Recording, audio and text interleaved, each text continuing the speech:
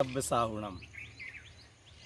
हमने अभी अपने आदर्श पुरुष कैसे हैं, किनको हम पूज्य माने, किनके पथ पर हम चलें, किनके पद चिन्हों पर चलें कि हमारे जीवन में शांति आए, हम निहाल हो जाएं, हमारा जीवन सार्थक हो जाए। सबसे पहले कवि ने कहा है कि जो मोह राग द्वेष क्रोध काम आदि दोषों से रहित हैं, जो तीन लोक के ज्ञाता हैं और जो सभी जीवों को निष्प्रह होकर के कोई पक्षपात के बिना जाति का, भाषा का, गति का, धर्म का, किसी भी प्रकार के पक्षपात के बिना जो हित का उपदेश देते हैं, कल्याण का उपदेश देते हैं, ऐसे जो वीतराग परमात्मा हैं, निर्दोष परमात्मा हैं, निर्दोष महापुरुष हैं, वे हमारे आदर्श हैं। और वर्तमान में जो जीव स्वार्थ त्याग करके, स्वार्थ त्याग का अर्थ कर भी बात की थी, यहाँ लौकिक स्वार्थ, अपने तन मन धन परिवार इज्जत सम्मान पद प्रतिष्ठा इत्यादि संबंधी कोई वांछा नहीं है, कोई स्वार्थ सिद्धि नहीं है। इसके लिए न वह स्वाध्याय करते कराते हैं, न दीक्षा देते हैं, न उपदेश देते हैं, न आशीर्वाद देते हैं कि मैं आशीर्वाद दूंगा तो ये मेरे ऊपर प्रसन्न होगा, ये मेरा सम्मान करेगा, ये मेरे ग्रंथ को प्रकाशित कराएगा। किसी भी प्रकार का स्वार्थ नहीं है। और कवि ने स्वार्थ त्याग करने को बहुत बड़ी कठोर तपस्या कहा है। हम केवल बाहर के तपस्चरण को तपस्चरण मानते हैं, क्योंकि मन को जीते बिना कार्य नहीं हो सकता है। मन में संतुष्टि जिसके होगी वह बाहर के स्वार्थ को छोड़ सकेगा। ऐसे स्वार्थ त्याग की कठिन तपस्या करने वाले, विषय वासनाओं से जो दूर हैं, ऐसे जो साधु हैं, वह हमारे लिए मार्गदर्शक हैं, वो हमारे पथ प्रदर्शक हैं, वो हमारे आदर्श हैं, वो हमारे पूज्य हैं। ऐसे देव को पाकर, गुरु को पाकर हम क्या करें? हम उनकी पूजा करें, अर्घ्य समर्पित करें, जय जयकार कराएं, उनके नाम पर कोई आश्रम बनाएं, कोई संस्था बनाएं, कोई हम संघ और संगठन बनाएं। ये काम करने का है? कभी कहते नहीं नहीं नहीं, ये केवल उनके जय जयकार करना, उनके स्मारक बनाना, ये कोई उनके प्रति भक्ति भाव नहीं है। यह उनको आदर्श नहीं माना। आदर्श शब्द है ना, आदर्श का अर्थ होता है दर्पण। दर्पण में हम अपना चेहरा देखते हैं तो दर्पण पर प्रसन्न नहीं होते हैं। दर्पण में चेहरा देख करके दर्पण की आरती नहीं उतारते हैं। दर्पण में चेहरा देख करके उसके फ्रेम की प्रशंसा, उसकी लंबाई चौड़ाई की प्रशंसा नहीं करते। लोगों को जा जा करके नहीं कहते हैं कि हमारे घर में इतना बड़ा दर्पण है, इतना सुंदर दर्पण है। फिर क्या करते हैं आप, क्या करते हैं हम? उस दर्पण में देखकर जहाँ भी हमारे लिए कालिख लगी दिखाई देती है, आँख में कीचड़ दिखाई देता है, बाल अव्यवस्थित दिखाई देते हैं, बहनें वस्त्र संभालती हैं, अगर वस्त्र अस्त व्यस्त हैं तो उस दर्पण में देख करके अपने आप को व्यवस्थित करते हैं। इसका अर्थ क्या है? ये अरहंत सिद्ध आचार्य उपाध्याय साधु, ये हमारे आदर्श हैं, ये हमारे दर्पण हैं। इनमें अपना रूप देखिए, उस दर्पण में देखिए कि कहीं हमारे जीवन में स्वार्थ वृत्ति तो नहीं है। उनके दर्पण में देखिए कि हमारे काम क्रोध मद मोह लोभ ये कितने अधिक हैं तो उनको कैसे साफ किया जा सकता है। कई बार हमारे चेहरे पर ऐसी कालिख लगी होती है, हम दर्पण में देखते हैं, उसको साफ़ करते हैं, फिर देखते हैं थोड़ा और लगा है, साबुन लगा करके साफ़ करते हैं, फिर पोंछते हैं। 2 बार में, 3 बार में, 4 बार में कोई ऐसा भी दाग हो सकता है जो आज समाप्त ना हो, लेकिन हमने उसको रगड़ रगड़ करके साफ़ किया, 2-4 दिन में साफ़ हो जाता है। जैसे कि अमिट स्याही लगा देते हैं चुनाव की, इस प्रकार की कहीं लग गई हो सकता है। ऐसे ही हमारे जीवन से आज के आज क्रोधाधिक भाव समाप्त हो जाएं, राग द्वेष का भाव समाप्त हो जाए, हम बिल्कुल आज के आज ही नग्न दिगंबर दीक्षा धारण करके द्रोणगिरी पर्वत पर चले जाएं। ऐसी सामर्थ्य हमारी अभी वर्तमान में नहीं है, तो क्या करें?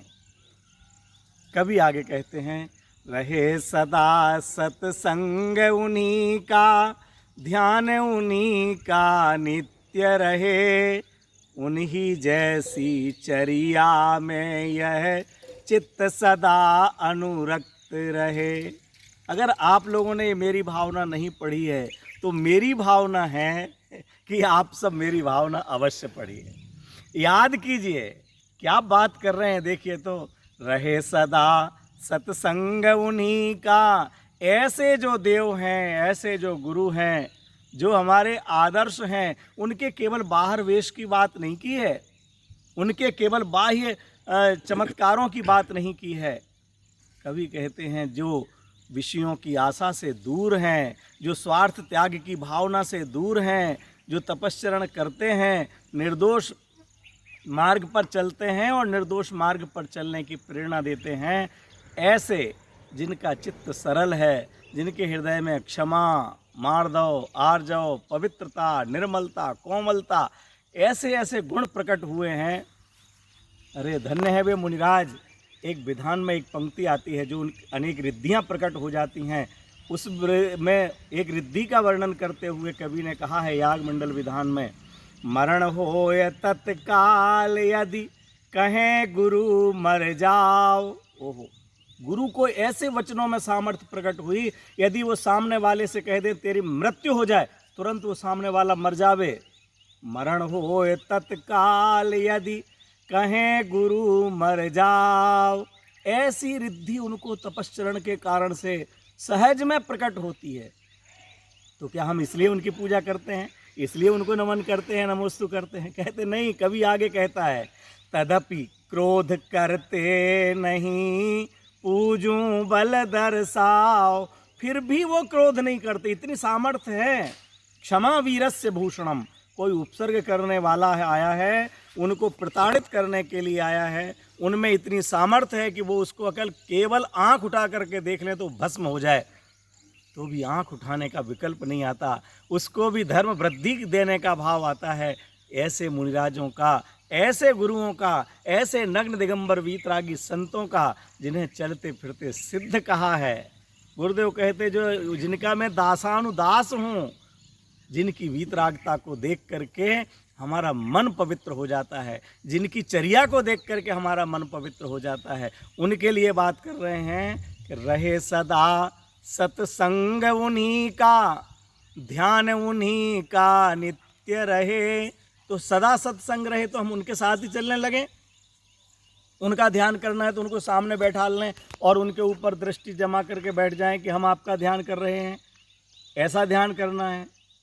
अरे उनके स्वरूप का विचार करना, वे ही एकमात्र हमारे लिए पूज्य हैं, ऐसी श्रद्धा स्थापित करना। मुझे उन जैसा बनना है। सत्संग, संग शब्द का प्रयोग किया है। कुछ समय पहले मैंने 4 प्रकार की सत्संगति की बात की थी, इसलिए आज उसका विस्तार नहीं करूँगा। फिर भी संग सम्यक प्रकारेण गच्छति, जो उनके अनुसार भली भांति चलता है, उन जैसा आचरण करता है, उसको संग कहते हैं। साथ साथ पैदल चलने का नाम संग नहीं है, साथ साथ बैठ जाने का नाम संग नहीं है। हम जो वो करते हैं वो करना अच्छा लगता हो, जो वो कहते हैं वो सुनना अच्छा लगता हो, वो सुन करके वो मानना अच्छा लगता हो, तो कहलाएगा सत्संग। आप विचार करना कि क्या हमारे लिए उन मुनिराजों का जय जयकार करना, जब तक सूरज चांद रहेगा, मुनियों का सम्मान रहेगा, बिल्कुल ऐसी भावना होनी चाहिए, ऐसे नारे भी लगा लेना चाहिए। लेकिन केवल ऐसा नारा लगाने से सम्मान होगा? अरे हमें उनके प्रति हमारे हृदय में सम्मान है तो उन जैसी चर्या भी हो, उन जैसी सरलता भी हो, उन जैसे हमारे जीवन में सात्विकता भी हो, उन जैसा आत्महित करने की भावना भी हो। 13 पंथ 20 पंथ नहीं, आत्महित पंथी बने। 13 पंथी 20 पंथी नहीं बने, एक किसी व्यक्ति के अनुयायी ना बने। हमारे लिए सब के सब 3 कम 9 करोड़ मुनिराज कहलाते हैं। जो भी वीतरागी हैं, जो वीतरागता के मार्ग पर चल रहे हैं, जो 3 कषाय का जिनके अभाव हुआ है, ऐसे समस्त मुनिराज कहीं पर भी हों, हो चुके होंगे, उन सबके चरणों में सादर वंदन है। तो कहते हैं रहे सदा सत्संग उन्हीं का, ध्यान उन्हीं का नित्य रहे। उन्हीं जैसी चर्या में यह चित्त सदा अनुरक्त रहे।